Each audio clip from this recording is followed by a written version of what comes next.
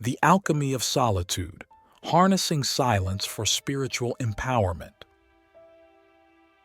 In the quiet moments of solitude, there lies a profound power waiting to be unearthed.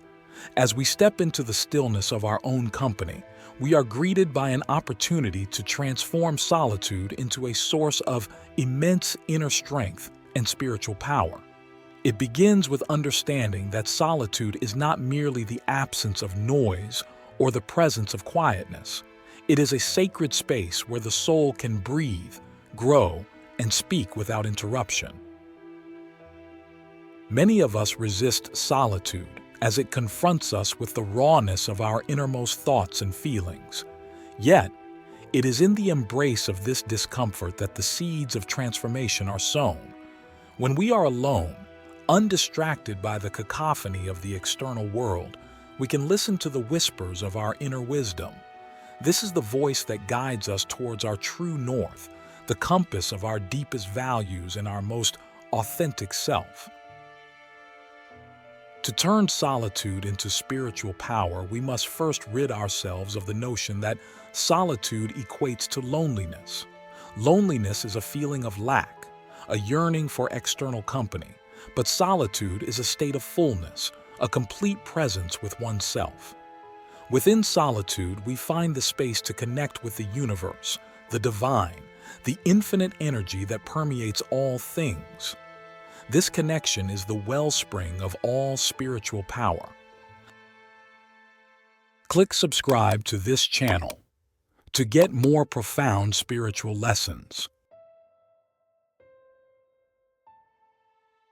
Imagine solitude as a vessel, and each moment of aloneness as a drop of water filling it. Over time, this vessel becomes a reservoir of clarity, insight, and peace, from which we can draw whenever we need to. The more comfortable we become with being alone, the more we can access this reservoir, and the more potent our spiritual power becomes. The first step in this alchemy is to create a sacred ritual around your times of solitude. It could be as simple as a cup of tea in the early morning stillness, a walk in nature, or a period of meditation. The key is to approach this ritual with intention, to see it as an appointment with the most important person in your life, you. In this space, we can begin to explore the landscape of our inner world. What terrains have we left unexplored? What rivers of emotion are flowing beneath the surface? What mountains of aspiration are we yearning to climb? Solitude gives us the time and space to explore these terrains without judgment or interruption. It allows us to honor our feelings, to recognize our desires, and to acknowledge our fears. The second step is to cultivate a practice of deep listening. In solitude, we can develop the ability to listen not just to the thoughts that flutter through our minds, but to the silence between those thoughts. What wisdom does the silence hold? It is within this silence that we often find the answers to the questions that perplex us, the guidance for the decisions that confound us, and the inspiration for the creativity that eludes us. As we become adept at listening to the silence, we begin to hear the subtle rhythms of our own being. We notice the patterns of our thoughts, the habits of our emotions, and the impulses of our deeper instincts. We learn to discern which of these serve our highest good and which do not. The third step is to practice presence. Solitude is the ultimate teacher of presence, for when we are alone, we are confronted with the reality of the moment in its purest form. There are no distractions, no external demands, only the inescapable now. In this now, we can practice being fully present with whatever arises, whether it be joy, sorrow, comfort, or discomfort. Presence allows us to embrace each experience with equanimity and to extract from it the wisdom it has to offer. The fourth step is to embrace creativity. Solitude is the canvas upon which we can paint the visions of our soul. It is the quiet composer of our inner symphonies, the unseen choreographer of our deepest dances. When we are alone, we are free to create without the constraints of external expectations or judgments. We can write, draw, sing, dance, or simply daydream, allowing the creative energies of the universe to flow through us. This creativity is a powerful form of spiritual expression, a way of bringing the unseen into the seen, the unmanifest into the manifest. The fifth step is to foster a relationship with nature. Solitude in the company of nature is one of the most potent forms of spiritual nourishment. Whether it's sitting by a stream, walking through a forest, or gazing at the stars, nature reminds us that we are part of something larger than ourselves. It teaches us about cycles and seasons, about growth and decay, and about the intricate web of life in which we are all interconnected. In nature, our solitude is not isolation but a deep communion with the world around us. As we practice these steps, we begin to see that solitude is not something to be endured but something to be cherished. It is a sacred container for the transformation of our being into its highest potential. In solitude, we can discover the boundless power that lies within us, the power to heal, to create, to love, and to connect with the infinite. Now, let us consider the nature of our existence, not the superficial comings and goings of everyday life, but the essence of who we truly are. What is the core of our being that remains when all else is stripped away? When we stand alone, devoid of roles and titles, who are we? This question is not meant to elicit a quick response, but to simmer within your thoughts, to resonate with your spirit. In the solitude of our own presence, we find an invitation to meet ourselves in our most primal state. Here, we can shed the layers of persona that we don to face the world and meet the simplicity of our true nature. It is in this unadorned state that we can truly assess our thoughts, our beliefs, and our actions. Are they in alignment with our true essence, or are they a performance for the benefit of others? This is where solitude becomes a crucible for authenticity. It demands of us an honesty that is often uncomfortable but ultimately liberating. Within the quiet, we cannot hide from our truths. We must face them, embrace them, or choose to transform them. This process is not for the faint of heart, but it is the pathway to genuine self-awareness and self-mastery. The sixth step in harnessing the power of solitude is to cultivate resilience. Solitude teaches us to rely on our own inner resources. When we are alone, we are the sole architects of our inner peace and happiness. We learn to find contentment within ourselves rather than seeking it from external sources. This self-sufficiency is empowering. It teaches us that while the company of others can enrich our lives, our well-being does not depend on it.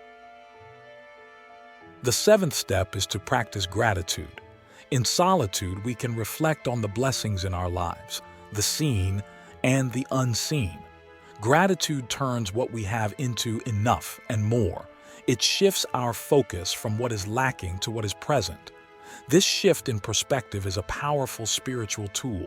It opens our hearts and allows us to see the abundance that surrounds us, even in our solitary moments.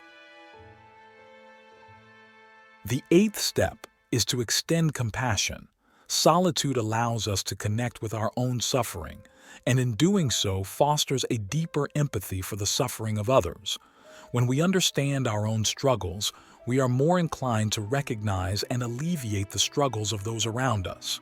Compassion is a force that not only heals others but also heals us. It is a testament to our interconnectedness and our shared humanity. The ninth step is to seek wisdom. Solitude provides the perfect environment for reflection and learning. It is a sanctuary where we can study the teachings of those who have walked the spiritual path before us. Whether through books, meditation, or prayer, we can absorb the lessons that resonate with our soul. Wisdom is the light that guides us on our journey, illuminating our path and helping us to avoid the pitfalls of ignorance. The 10th step is to integrate our solitude into our daily lives. The true measure of our spiritual power is not how we fare in isolation, but how we carry the insights and peace from our solitude into the world. Can we maintain our equanimity in the face of chaos?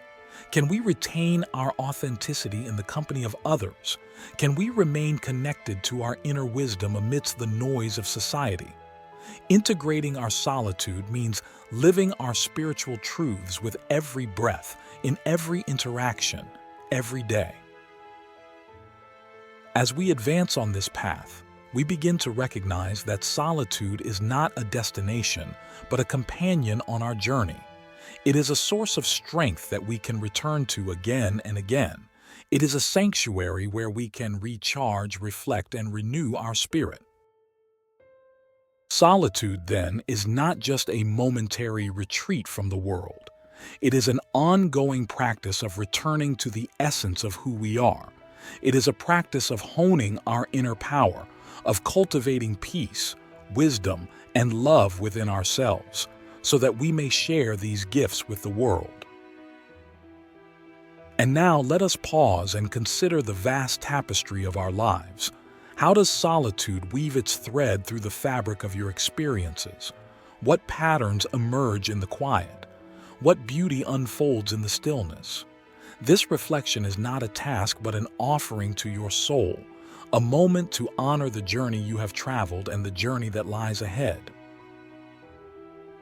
Let us move forward with the understanding that solitude is not a punishment but a privilege. It is a gift that offers us the keys to our own spiritual empowerment. Let us embrace the silence, the stillness, and the space to simply be.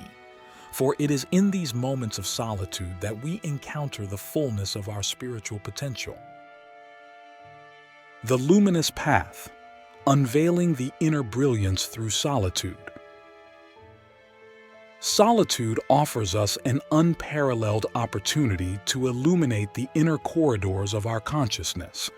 It is in this light that we can clearly see the contours of our psyche and the landscape of our soul. As we journey through the quietude of our solitude, we are tasked with the challenge of maintaining our inner flame, the spark of our divine essence that burns steadily within the recesses of our being. As we traverse the landscape of solitude, we must learn to become comfortable with the inherent darkness that accompanies our internal exploration. Darkness, in this context, is not an adversary but a canvas upon which the light of our awareness can shine more brightly. It is the contrast between light and darkness that allows us to appreciate the full spectrum of our human experience. The 11th step in our journey is to embrace reflection. Reflection is the mirror in which we can see ourselves clearly, without the distortions of ego or the smudges of societal expectations. Through reflection, we gain insight into our actions, our decisions, and the patterns of our lives. We begin to understand the consequences of our choices and the ripple effects they create in the pond of our existence. Reflection in solitude is a form of self-dialogue, where we can ask the questions that matter without fear of interruption or judgment. It is a conversation with the deepest parts of ourselves, a negotiation between who we are and who we aspire to be. This dialogue is not one of self-criticism, but one of self-compassion, where we can acknowledge our imperfections and embrace our humanity. The 12th step is to practice discernment. In solitude, we can cultivate the art of discernment, the ability to judge well. With discernment, we can make decisions that align with our highest good and the highest good of all involved. Discernment is not a skill that is perfected overnight. It is honed through the repeated practice of listening to our inner voice and weighing our choices with care and consideration. In the stillness of solitude, we can discern between the noise of our conditioning and the voice of our intuition. Our intuition is a compass that points us towards our truth, our inner wisdom that knows the path even before our conscious mind is aware of it. Discernment allows us to follow this compass with confidence, even when the terrain is unfamiliar or the destination is unknown. The 13th step is to honor silence. Silence is a profound teacher, one that instructs without words and imparts wisdom without lectures. In the embrace of silence, we find the space to hear the unspoken, to understand the message in the pause, the meaning in the breath between words. Silence teaches us to communicate with the language of the soul, a language that transcends words and pierces directly to the heart of understanding. In honoring silence, we also learn to honor our voice. We learn when to speak and when to listen, when to share our truth and when to hold it close. Our voice becomes a vessel for the expression of our innermost self, a bridge that connects our inner world with the outer world. The 14th step is to cultivate patience. Solitude teaches us the value of patience, the understanding that not all questions are answered immediately, not all problems are solved quickly, and not all growth is instant. Patience is the recognition that everything unfolds in its own time, that the seeds we plant today may take seasons to bloom. With patience, we can endure the periods of waiting that are inherent in any process of growth or transformation. We can bear the intervals of uncertainty with grace, trusting that the answers we seek will emerge in due course, that the clarity we desire will manifest when the time is right. The 15th step is to foster self-reliance. In the sanctuary of solitude, we can build a foundation of self-reliance, the confidence in our ability to face life's challenges on our own terms. Self-reliance is not about isolation. It is about the inner certainty that we possess the resources and resilience to navigate our journey. Self-reliance allows us to stand firm in our convictions, to trust in our capacity to make decisions, and to rely on our inner strength in times of adversity. It is a testament to the work we have done in solitude, the inner fortitude we have cultivated in our quiet moments of introspection and self-care. The 16th step is to engage in self-care. Solitude invites us to tend to our own needs, to nurture our body, mind, and spirit. Self-care in solitude is an act of reverence for the temple that houses our essence. It is the practice of honoring our vessel, ensuring that it is well maintained and respected. Self-care can take many forms, from the food we eat to the rest we allow ourselves, from the boundaries we set to the activities that bring us joy. In solitude, we learn what self-care looks like for us as individuals, what practices sustain us, and what rituals replenish our energy. Thank you for your engagement. If you have any further questions or topics you would like to explore, please feel free to share them, and we can continue our discussion. Certainly. Continuing with the journey of self-discovery and personal growth through the lens of solitude, let's explore additional steps to deepen our understanding and practice. The 17th step, nurture creativity. Solitude often provides the fertile ground needed for creativity to flourish. Away from the distractions and noise of our everyday environment, we can tap into our innate creative energies. This step involves actively engaging in activities that allow for creative expression, whether it be through writing, painting, music, or any other form of art. Creativity in solitude is not about the end product, but about the process of exploration, experimentation, and self-expression. The 18th step, seek wisdom. Solitude can be a time of profound learning and wisdom acquisition. During this time, we can delve into the teachings of those who have walked the path before us, whether by reading books, listening to lectures, or contemplating the lessons from our own life experiences.